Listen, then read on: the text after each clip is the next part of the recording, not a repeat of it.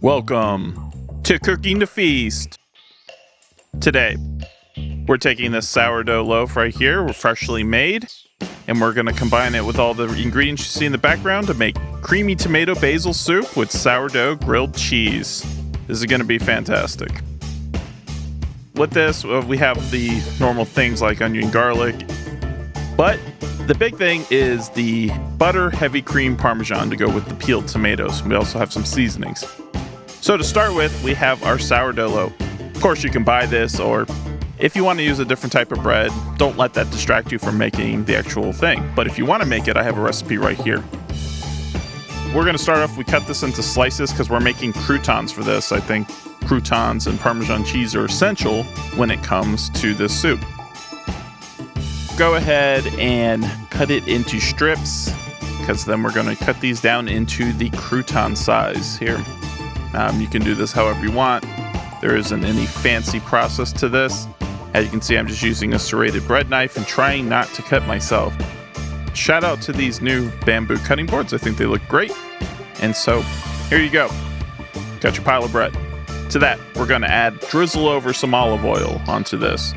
Doesn't have to be anything fancy. Make sure you get them coated. To that, we're going to add some pepper.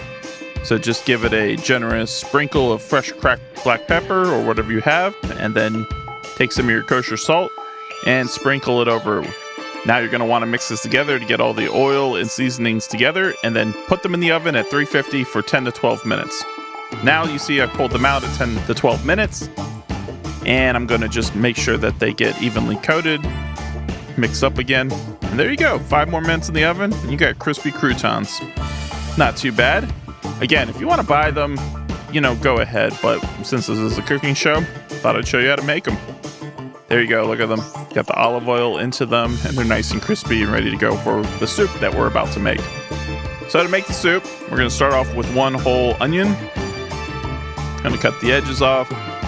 That way, it makes it easy for me to dice this up.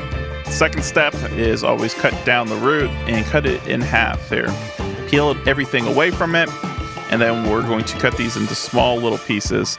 I'm using a Chinese style cleaver for this. I think it's a great tool to get nice thin slices, and it doubles as a bench scraper too to help easily transport your ingredients. Next up, you'll see that I'm cutting through the side of it, and this is to help get these nice even little pieces and to cut through. And then finally, cut down, and you have finished diced onions right there. So take your time, don't cut your fingers. I know I don't have the perfect knife technique, but take your time so you don't cut your fingers. And there you go, scrape them all to the side, and we're going to move on at this point. The next big ingredient is garlic cloves. So 6 to 8 garlic cloves, depending on their size. If they're large, I'd say 6. If they're a little bit smaller, maybe add a few extra ones.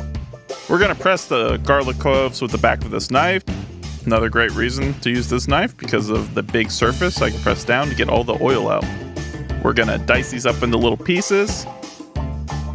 Then we're going to push them off to the side because we're gonna put those in after the onions. And so there you go, you have nice little cuts there. And then there's our diced up onions. So for this, I'm gonna be using the enameled cast iron Dutch oven, and I'm going to add my oil to the pan and get it warm.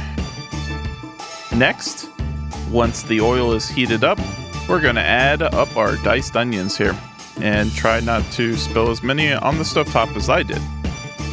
With this, we're going to use a wooden spoon, and we're going to mix them around, get the oil covering them so they don't stick and burn, and we're going to sweat them down.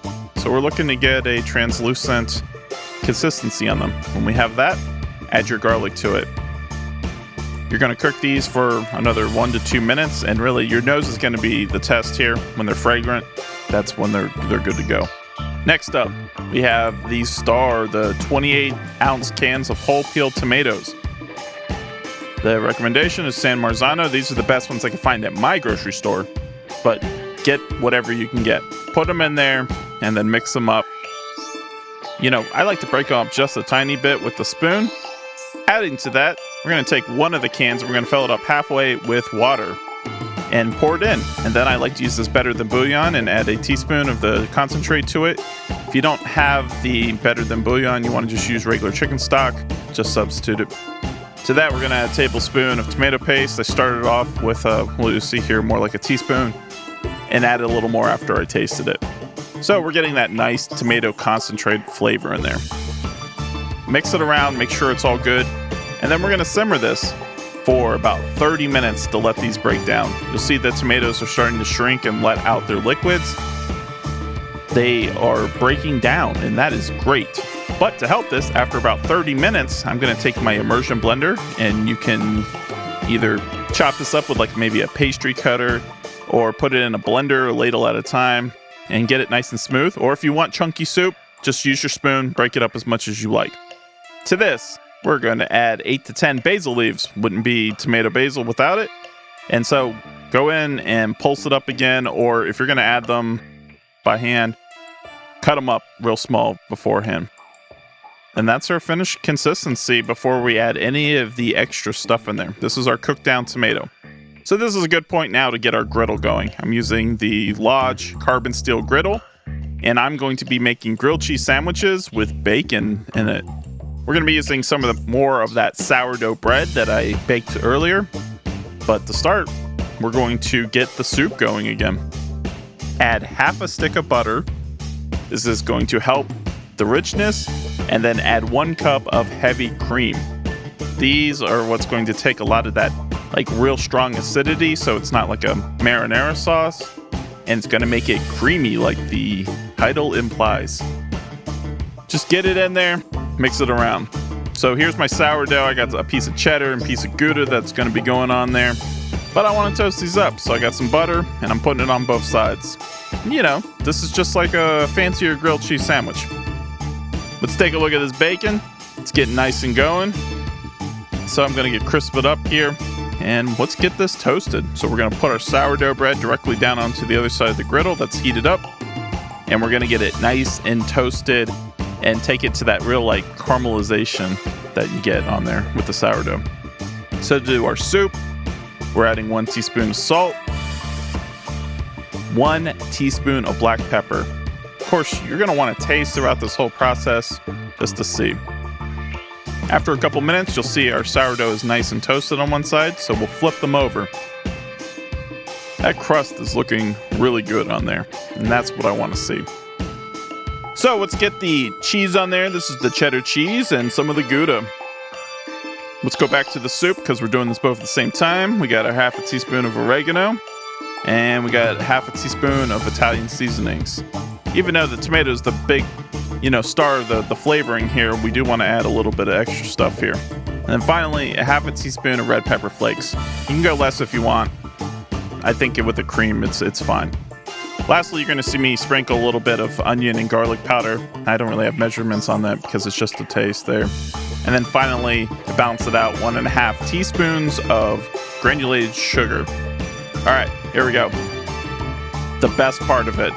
1/3 cup of Parmesan freshly grated cheese, but don't let that stop you. You can use whatever you want.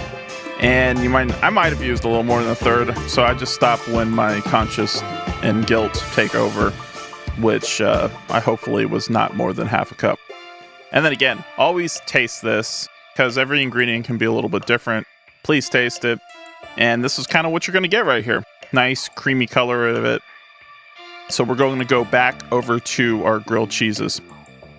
I have here on the other side, you'll see we got some Texas toast. So if you don't want to do the bacon with the sourdough and everything, I don't want that to stop you. You want to do a traditional grilled cheese, you'll see over here I got 3 cheeses. I got the Gouda, I got the cheddar, and I got the American, and I'm putting together a nice traditional sandwich to go with this sourdough one as well. Here we go. We're going to cut it in half right on the griddle, and we're going to take both of our sandwiches and we're going to plate them. They're looking good. So here we go.